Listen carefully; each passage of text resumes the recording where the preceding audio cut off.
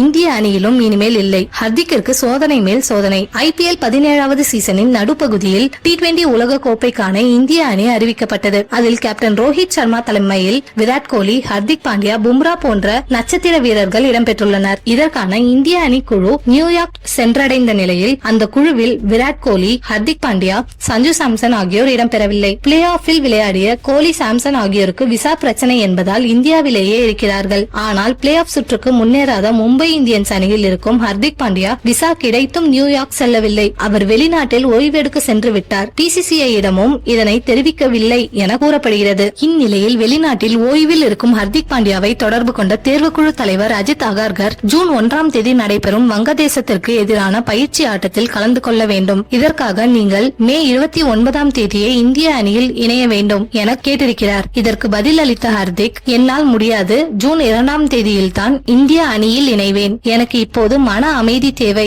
என அதிரடியாக பதில் அளித்திருப்பதாக கூறப்படுகிறது. இது குறித்து இணைய வழியில் நடைபெற்ற அணி மீட்டிங்கில் பேசிய அஜித் அகர்கர், கோலி, சாம்சன் இருவரும் ஃபார்மில் இருப்பதால் அவர்கள் பயிற்சி ஆட்டத்தில் விளையாடவில்லை என்றால் பரவாயில்லை. ஹர்திக் ஃபார்ம் அவுட்டில் இருக்கிறார், அவர் விளையாட முடியாது என்கிறார். வீரர்களுக்கு எங்கிருந்து இவ்வளவு திமிர் வருகிறது என தெரியவில்லை என அதிருப்தியுடன் பேசியதாக கூறப்படுகிறது. இந்நிலையில் ஜூன் 1ஆம் தேதி நடைபெறும் பயிற்சி ஆட்டத்தில் ஹர்திக் கலந்து கொள்ளாத பட்சத்தில் சிவம் துபே அதிரடி காட்டும் பட்சத்தில் சிவம் துபேவை தான் ரெகுலராக விளையாட வைப்பார்கள் என கருதப்படுகிறது. அது மட்டுமல்ல, பயிற்சி ஆட்டத்தில் விளையாடவில்லை என்றால் ஹர்திக் பாண்டியாவை இஷான் கிஷன் மற்றும் ஷ்ரேயஸ் ஐயர் லிஸ்டில் சேர்த்து அடுத்து வாய்ப்பே கொடுக்க கூடாது என்ற முடிவில் அஜித் அகர்கர் இருப்பதாகவும் கூறப்படுகிறது.